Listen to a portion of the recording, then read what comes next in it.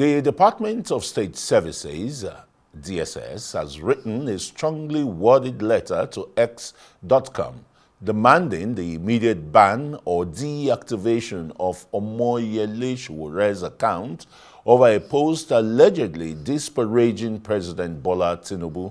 DSS, in the letter, said Sowore's tweet was not only in violation of extant laws in Nigeria, but also capable of constituting a threat to national security. It maintained that the post could create tension in the country as well as ridicule it amongst the Committee of Nations, citing several provisions of the Criminal Code, Cybercrime Act 2025, and the Terrorism Prevention and Prohibition Act, which make the post an offense in Nigeria. It informed the social media giant that it is also an offense to spread fake news or publish content that is misleading or deceptive, rude, vulgar, and offensive with the intent to humiliate others, provoke ethnic, religious, and tribal hatred. While demanding that the X.com corporation pulls down the tweet and its attendant retweet, it said there will be attendant consequences if it fails to do so. Okay, let's have this conversation with Adamson Adeboro, a senior advocate of Nigeria, on the DSS request and its implication for national security as raised by the DSS. But a lot of analysts are wondering why the Directorate of State Services, or Department of State Services rather, is the agency taking up this matter. Why? We'll start from Section 1, Subsection 3 of National Security Agencies Act, which defines the functions of DSS in Nigeria. And one of the functions is to protect national security, the internal security of Nigeria. That is one. Two, from the time of the assassination of the head of state, Murtala Mohammed, the national security, the DSS has been saddled with the responsibility of protecting the president. So anything that will affect the president is within the purview of the power of the DSS. So if they are doing this, I would not be surprised. How does Sowore's post affect the integrity of the president or put the Nigeria in jeopardy in any way? We read in the news that the supporter of the president had demonstrated of recent, saying that DSS should take action, that the excesses of Sowore is becoming something else. And so before you know it, this can galvanize into problems, into chaos in the country. And the earlier the better, DSS take action to nip it in the bud. So it has nexus. And the essence of that is first, to ensure there is peace in the land. And we cannot add to the problem we have. We have a problem in the hands. So if you allow that problem to spread by the action of an individual, then it will be a lapse on the side of the government, particularly the agents that is saddled with the responsibility of ensuring internal security in Nigeria. So if they have done that, to me, they are still within the purview of the law. And you think that a modicum of the people who demonstrated, just like you said, in support of the president, could as well cause chaos, as the DSS is saying the tweets could too? Of course. In the first place, if people on the side of, surely when a matter like this happens, there are people on the side of Sowore and there will be people on the side of the president. So when there is a clash between the two factors or two elements, then surely who will suffer is the country. So now, if you look at the tweet, on the other hand, it has a far-reaching implication on the country, integrity of the country, and the president himself. That if you look at it, this is the president of a nation, and somebody is disparaging the president of a nation. It's a taint on the nationality of Nigeria itself in the Committee of Nations. Isn't there some political reaches in your submission here now, or the DSS overview of what Sowore's tweet, contains? Political undertone, in what sense? First, it is allowed in any democracy to have political oppositions and to express their view. So that cannot be taken away from individuals. But can that be taken to an extreme? That's the question you ask yourself. If I have a right to criticize the government under a democracy or democratic dispensation, does that mean I should go behind the limit provided by the law? No, you don't have that. Nobody has absolute right. It's a right that is within the purview of the law. There's a limit to every right. But if Sowore is being alleged to have crossed, the line as intoned by the DSS, why not take him to court? Isn't that why the courts are there, to adjudicate on issues, you understand, that border on the general welfare and being of the Nigerian state, not just an individual? It's not everything you take to court. Oh, really? There are issues that can be resolved. Okay. For instance, in this case, all they are asking for, all the DSS is asking for is, hey, X, take down these posts or deactivate this account in the event that it continues to in that manner. So that cannot be seen to be, at this stage, a matter of necessity to be taken to court at this stage. So if they are saying, they've not even called him for questioning. He has not been arrested. So, all they're asking for, all DSS is asking for is, X, we have law in Nigeria. This is not a banana republic that you can behave anyhow. Every action must be within the limit provided by the law. So what this man is doing is against the law of Nigeria. So bring it down. Then if an event becomes a problem for Nigeria, then deactivate the account. Sorry, Adeboro. You are a senior advocate of Nigeria. I mean, all Nigerian lawyers are constitutional lawyers, right? But who has proven now that this is offensive, or this may lead to some sort of conflagration in the polity? Now, I don't know whether you have read this, the post of If I've not read it, I won't be here asking you this question. Now, Sowore has said that he refers to the president as criminal, president of a country. Now, in the first place, Sowore has a right under section 39 of the 1999 Constitution to expression, to right of free expression. He can express himself the way he likes. Okay? So he can do that. Nobody can stop him. But the president himself, even though a president of Nigeria, equally has a right to his own freedom, not to be injured, particularly with respect to his reputation. So he can sue? He can sue. Well, it's immune, you see, because of immunity. No, he can sue. Yes. But he cannot be sued. Yes. Good. So, but now, sir. That's what, go on. Now, sir.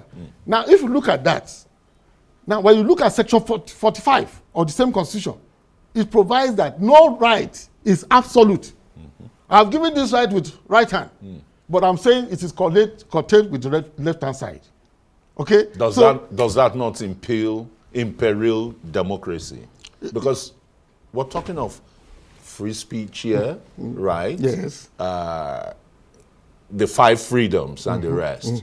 And some people just feel that, look, the DSS is overarching itself, and this may just impede democracy. Well, I don't see it that way. Okay. The Constitution is our ground norm. It is on that basis that all other laws proceed. So, and it supersedes all other law. If the Constitution is saying, look, you have a right of expression, okay, but under another section, it's saying, look, your right is not absolute. Your right must not violate the right of other. In this area, can you now go and enjoy the right of another person, and in the name of democracy? No, you must act within the provision of the Constitution. Particularly, Now, sir, look at the fragile nation of Nigeria. Nigeria is a member of the Commission of Nations. And every nation is suffering. Now, when you begin to disparage the president, whether you like it or not, is the president of Nigeria. He was elected. And Supreme Court has pronounced that this is your president. You don't have anything to say. As long as that 4 years is concerned, he must be recognized and respected as the president of Nigeria. All right. So whether you differ or you don't agree with him on ground of political difference, is of no issue here. It's your president. Now we are trying to burnish the image of Nigeria, and some people are trying to destroy it. You want investment. You say, oh, you want foreigners to come and invest in Nigeria, and you are still destroying the image of Nigeria. Now, do you want to tell me that other countries are Adeboro, that there are no corruption in other countries, or there are no problem in other countries? So deactivation of Sowore's account will assuage the situation? You think so? No. Well, see, the issue is there. Every society, you have a mechanism of correction. First of all, you want this person. Stop your action. If it continues, then the next action is, okay, you have told X, bring it down. And if you don't bring it down. And that order to X is with a caveat. What's the caveat? You read the tweet. I mean, you read the reply. Yes. For example, it says that the DSS has vowed consequences. Yes. Should the social media giant refuse to do what it wants? That's the DSS. Wait. I think we should get that reaction. I have it, I know. Yeah, so yes. They should put it on TV, on the screen, so that our viewers can see. Yes. Right? The DSS had vowed consequences should the social media giant refuse to do what it wants. What options? My question is going to be that what options does it has within the ambit of the law? First of all, it has happened in Nigeria before. Even though I would not advise that we go that way under the Buhari administration. Because it didn't work. It didn't work. No, right? Because it will preach, they impugn the right of others. Not only Sowore, it will affect Nigerians as a whole.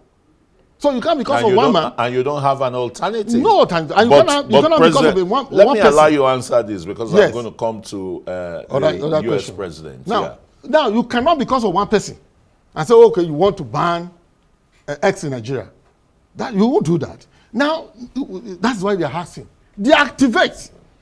But in fact, you don't deactivate. There are several options they can adopt. One, the Buhari option.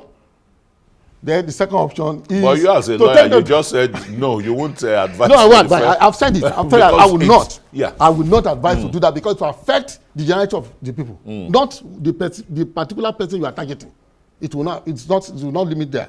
Now, the second one is to again, look at it holistically and maybe under international law and see what you can do by taking X to court. It can be litigated. So it depends on the option DSS chooses to adopt. And if X now decides that, okay, we're leaving Nigeria for you because of the hostile nature or law, being imposed on us. Remember that X is in business to make money. It's not a charity organization. So they will not be in a hurry to leave. Nigeria is a veritable market for X. So they will not be in a hurry to leave. So I know that the parties will find amicable venue to resolve the issue. You think so? Because my next question was going to be on the U.S. President Donald Trump, who was some time ago, bad on X and the rest. And, why couldn't X flag Sowore's tweets then? Yes. In the first place, you remember that X is domiciled in U.S. What transpired there will be without your knowledge. Now here, somebody has to report that this is what's going on here. So do it. So what was applicable to Donald Trump might not be applicable to Sowore here because of difference in jurisdiction. where X was domiciled and where we are talking from now here. This is Nigeria. So the concerned authority has reported it. So it's expected of them to act accordingly. And you don't think acting accordingly now by the DSS is, to go to court? It has not gotten to that stage. I've told you. You see, there are methods you adopt. You don't just jump the gun. Yeah. If the first remedial approach fails, then that would now detect the next step for DSS to take. So it's not a foreclosed thing. That they have taken this step does not mean that's the end of the road for them. And you don't think the DSS in its approach is even getting Sowore more supporters and making him more popular, you understand, amongst the people? Well, I don't see it that way. The country is divided about the matter. Some are on the side of, they are curtailing his right because it's crisis President Tinubu. But some are saying, look, this man has crossed the line. You are talking too much. You don't talk too much. So as a general in democracy, you had this arsenal. And you see, you read political undertone to the whole thing. What are you trying to do? What is your aim? What's your objective in doing what you are doing? So if you look at it holistically, you see that you read between the lines that what's going on here? What are you trying to do? Despite the president in the estimation of the people, so that when now election is fast approaching, and you begin to say all this kind of against the president of a nation. Particularly when you are in the is that not why some school of thought think that this would imperil democracy? I asked you that question earlier. You don't think so? Democracy is threatened? It's threatening. I have told you that even in democracy, there are rules for the game. You don't play the game anyhow. So the game must be played within the principles of the law. So that when you act outside the law, there must be penalty. You don't just we are not in the banana republic. You can't just be behaving anyhow. When you become excessive in your action, then the law enforcement agency should take action. That's not wrong in what DSS has done. As a matter of fact, within the ambit of the law. Okay. DSS will respect the law, so we must respect the law. All right. Thank you so very much for that final submission there. No better place to drop the anchor. Adeboro Adamson is a senior advocate of Nigeria. Thanks for coming on Newsnight.